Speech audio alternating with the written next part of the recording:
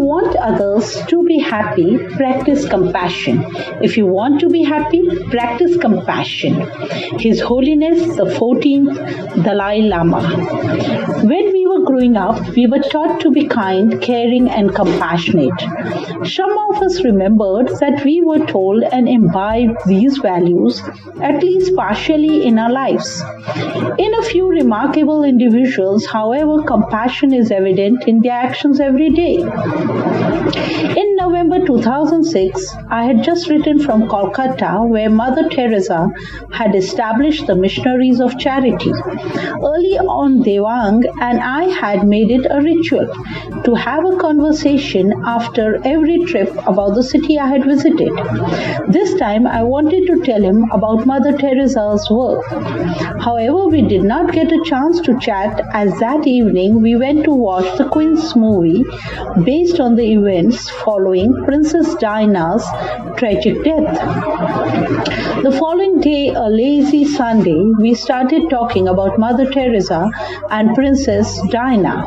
Here were lives of two ladies who could not have been most different in terms of their upbringing, social circumstances, and the nature of their work. They were so different, yet bound by the common quality of compassion. Mother Teresa was born in Albania. At the age of 12, she decided that she should become a nun. She left home when she was 18 to join the Sisters of Loreto and was selected to work in India soon after.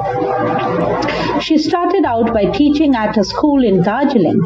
During her time as a teacher, Mother Teresa was disturbed to see the suffering and poverty outside the convent walls. When she was traveling from Calcutta, now Kolkata, to Darjeeling, she experienced what she described as a call within the call. 2 years later, she received permission to begin her work with the poor. She gave up the Loretta robes and started wearing a white cotton sari with a blue border. In 1950, she received permission from the Vatican to set up the Missionaries of Charity. The mission in Mother Teresa's word was to care for the hungry, the naked, the homeless, the crippled, the blind, the lepers, all those people who feel unwanted, unloved, uncared for throughout society. People that have become a burden to the society and are shunned by everyone. Lady Diana was born into the aristocratic Spencer family. When she was 19, she was engaged to Prince Charles, the first in line to the British throne. When Diana married Charles at the age of 20 at St. Paul's Cathedral, the marriage was a global event. Never before had any royal occasion generated such euphoria.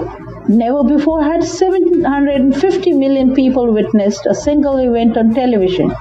Diana became Her Royal Highness Princess of Wales.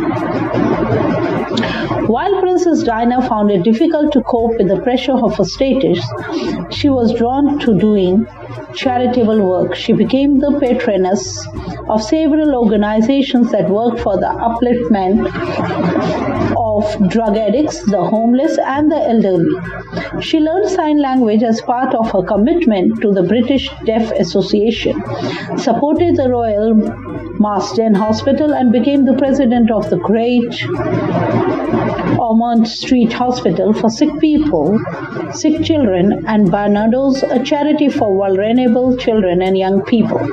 She displayed limitless energy to propagate her charitable work. At one point in a time, she was involved with more than 100 charities. What drew worldwide attention was her interest in activities that was radically different from what the British royal family had traditionally been involved in. This included her work on those afflicted by leprosy and AIDS. Princess Diana touched those who no one was willing to touch. She talked about those who no one wanted to remember. In every interaction associated with her charitable work, her compassion was evident. Diana contributed to abolishing the stigma that AIDS spreads by touch and became one of the earliest celebrities worldwide to hold and hug AIDS patients. Through her work at the National AIDS Trust, she visited Africa many times, and through the publicity she generated, revolutionized the discourse on AIDS. After her divorce, Princess Diana became known for supporting the international campaign to ban landmines. She toured Angola and visited a minefield. She spoke about the horrors of landmines in England, the US, Bosnia, and Herzegovina. On the other hand, Mother Teresa had no resources when she set out to work with the poorest of the poor. The initial years were very hard and she thought of returning to the convent. However, volunteers soon began to join her and financial support slowly started trickling in. She established hospices, orphanages, and homes for leprosy, AIDS and tuberculosis patients, soup kitchens, dispensaries, clinics, and schools. Her work spread beyond Calcutta. She established centers in other parts of India, eventually setting up 610 foundations in 123 countries.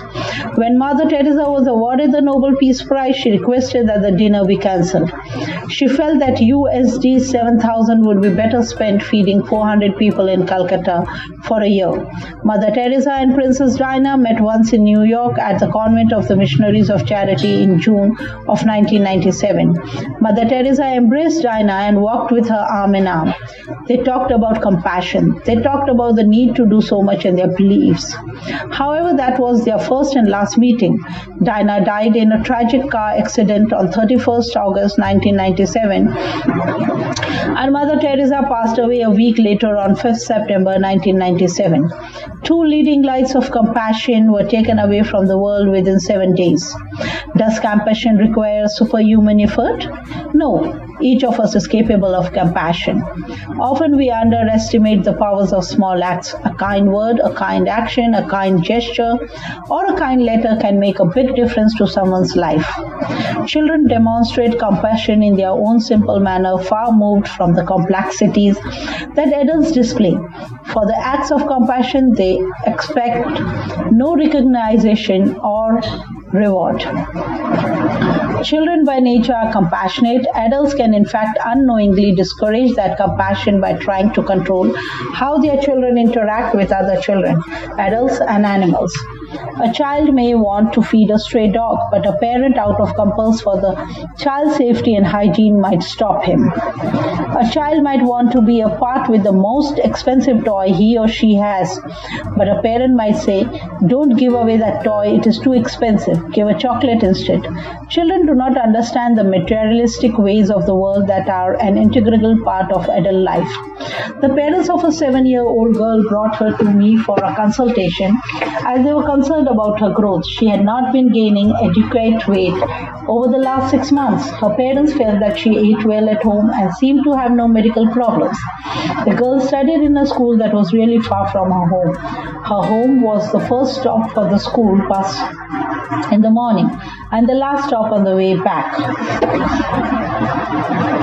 This meant that she had to leave home at 6:45 a.m. and return to 4 p.m.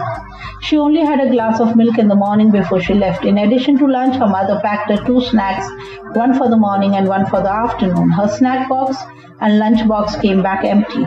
As I calculated her dietary intake, I felt that she was being provided with adequate calories. I asked her if she liked what was provided to her and she said yes. I asked her if she threw away her food sometimes, children often do, and she said no. She did not seem to have any symptoms and the examination was entirely normal. I was really at a loss. I felt there was no need for any investigation as the child appeared to be in good health. I suggested to the family that we should meet again in a month. When I saw the girl again, she had not gained any weight at all. She had no symptoms and again the examination was normal.